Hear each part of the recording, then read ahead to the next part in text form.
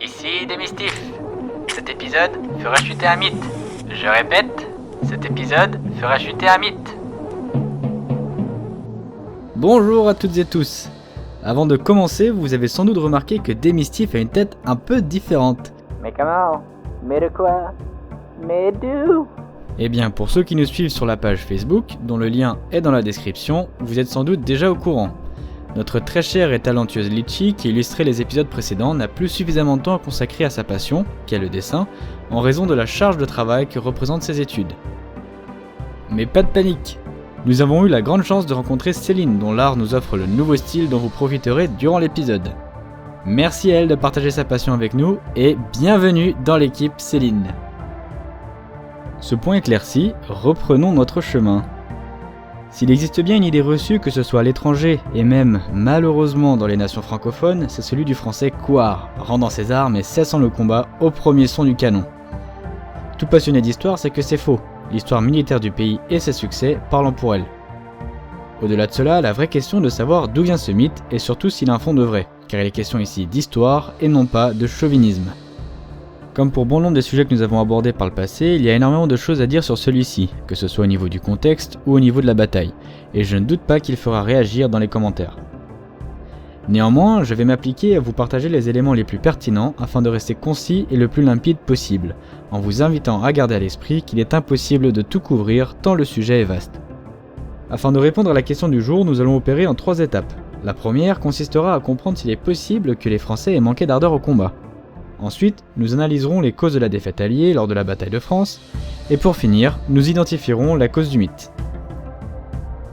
Posons donc la question clairement et sans détour. La défaite alliée, c'est-à-dire de la France, du Royaume-Uni, de la Belgique, du Luxembourg et des Pays-Bas lors de la bataille de France 1940, est-elle due à un manque de courage des Français? La réponse est clairement non, et nous allons voir pourquoi. Un élément simple permettant de comprendre pourquoi cela n'est tout simplement pas cohérent est le nombre de soldats tués au combat lors des 6 semaines de conflit qu'aura compté la terrible bataille de France. Quelles que soient les sources, les chiffres sont impressionnants et font froid dans le dos. Jean-Jacques Arzalier donne une estimation de morts militaires au combat allant de 50 000 à 90 000 morts, tandis que le CNRS au travers de Michel Dafleur, Jean-Luc Leleu, Jean Kellien et Françoise Passera propose une échelle plus précise au sein de laquelle le nombre de morts militaires s'élèverait entre 55 000 et 65 000. Ce sont des chiffres terribles, représentant selon ces auteurs jusqu'à 90% des effectifs directement engagés sur le front.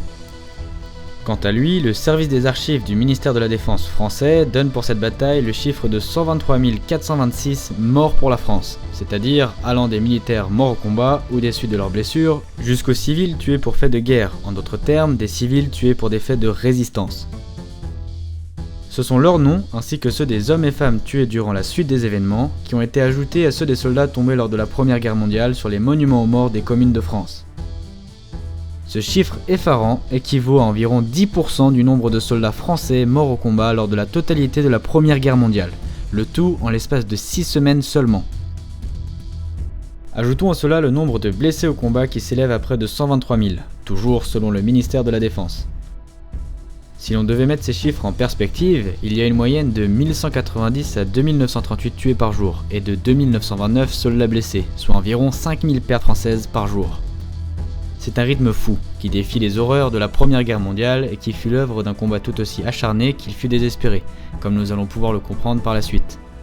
En face de cela, l'armée allemande combattait à la fois le Royaume-Uni, les Pays-Bas, la Belgique, le Luxembourg et la France au cours de cette bataille. L'Allemagne aura connu près de 27 000 morts selon les sources officielles allemandes de l'époque et jusqu'à 47 000 selon les historiens modernes, entre le déclenchement de la bataille le 10 mai 1940 et l'armistice. C'est un contraste important et impressionnant qui parle de lui-même. Il est absolument impossible que les Français aient manqué d'ardeur au combat. Associer une quelconque couardise avec de pareils chiffres impliquerait par exemple qu'un massacre massif de prisonniers ait eu lieu, ce qui ne fut pas le cas. Les éléments présentés jusqu'ici nous montrent qu'il est impossible que l'armée française ait manqué de courage au combat. Ils semblent même montrer le contraire. Néanmoins, force est de constater que bien que bravoure au combat et sacrifice il y ait eu, la France n'a pas été à la hauteur de son rang de l'époque sur bien des plans. Mais dans ce cas, si le courage n'a pas manqué, qu'est-ce qui a causé la débâcle et semé la mort dans les rangs de l'armée française, se targuant d'être parmi les meilleurs du monde à l'époque? Beaucoup de choses en vérité, mais si l'on devait se contenter de grandes lignes, il y aurait 2 éléments majeurs. Le premier est la doctrine de combat de chaque camp. la France applique une doctrine défensive dont le grand symbole fut la ligne Maginot. La stratégie en découlant était lente à déployer et utilisait peu ou mal les nouvelles armes telles que les chars d'assaut et l'aviation moderne. Au-delà de cela, elle était surtout dépassée et n'avait que très peu évolué depuis le premier conflit mondial. En face de cela, l'Allemagne, de par ses ressources entre autres, mise sur une victoire rapide soutenue par une organisation innovante de son armée. La suite, vous la connaissez. Le second est une erreur tactique fatale des Alliés ruant ses meilleurs éléments à la rescousse des Pays-Bas, en espérant par la même occasion anticiper et enrayer l'offensive allemande contre la France. Malheureusement, malgré la vaillance de sa petite armée, les Pays-Bas furent vaincus en l'espace de 6 jours, tandis que la tactique alliée venait d'ouvrir grand la voie des Ardennes que l'état-major franco-britannique pensait infranchissable par des chars ou même par une masse d'hommes suffisamment rapide pour représenter un danger. Une fois de plus, vous connaissez la suite. Il y a bien évidemment aussi eu un facteur de chance qui incombe à toute action d'ampleur. Oui, l'offensive allemande a plusieurs fois frôlé la catastrophe, de par l'audace du plan. Seulement voilà, les Alliés eux ont mis les 2 pieds dans la catastrophe, et la prise de risque des Allemands aura payé. En bref, si l'on devait comparer la bataille de France à un combat de boxe, l'Allemagne a remporté une audacieuse et brillante victoire par KO, au travers d'un coup culotté et brutal bien placé, jetant 4 nations à genoux et bottant les Britanniques hors du continent. À la défaite militaire est venu s'ajouter le désastre politique qui mena à l'armistice et jeta l'État français dans la collaboration avec l'ennemi, laissant une trace sombre dans l'histoire de France. Sachant cela, la question de savoir pourquoi, malgré les faits de cette bataille, la France se retrouve tamponnée de cette réputation de lâcheté. Aussi surprenant que cela puisse paraître de nos jours, avant la Seconde Guerre mondiale, la France et les États-Unis entretenaient de bonnes relations. De plus, les Américains tenaient les Français en haute estime pour diverses raisons historiques. À cela s'ajoutait que l'armée française était considérée en 1931, apogée de la Troisième République et de son empire colonial, comme étant la première armée de terre du monde, ce qu'elle n'était plus 8 ans plus tard. Ces 3 facteurs ont contribué à l'étonnement, pour ne pas dire l'étourdissement, que créa la fulgurante défaite militaire française dans l'opinion publique et politique américaine. Après le courage inflexible et l'héroïsme de la nation française lors de la Première Guerre mondiale, il était absolument incompréhensible outre-Atlantique que ce même pays se retrouve vaincu en si peu de temps, le tout, comble de la honte, terminant en collaboration avec l'ennemi. À cela s'ajouta l'attitude de la France dite libre dès 1943 qui avait grand mal à s'imposer, dont l'objectif était d'assurer à la France de garder son rang de grande nation une fois la guerre terminée, en se taillant une place de choix bon gré mal gré dans les opérations militaires et diplomatiques alliées. Dès les derniers temps de la guerre, la France se trouva régulièrement en opposition avec la position des États-Unis, qui auraient préféré établir une forme de protectorat français plutôt que de rétablir une nation puissante et indépendante. Ce qui ne fut pas de l'avis du général Charles de Gaulle qui parvint à rendre son rang à la France tout en l'adaptant à terme aux exigences du monde moderne. C'est donc en raison de cet effet combiné de déception et de frustration qu'aura créé la France d'abord par ses échecs, ensuite par ses succès, que les États-Unis se mirent à considérer la France non plus comme un admirable allié, mais plutôt comme une arrogante épine dans le pied, s'accrochant à un statut qu'elle ne méritait à leurs yeux plus.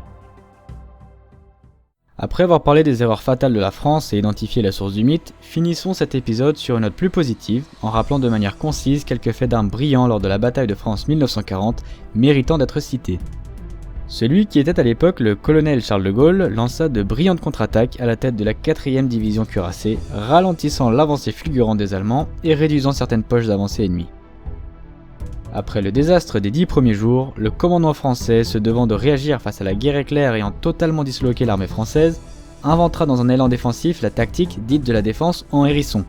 Cette tactique fit son effet et fut plus tard reprise par les Allemands contre les Russes sur le front de l'Est, puis par les Américains contre les Allemands lors de la terrible contre-offensive allemande des Ardennes.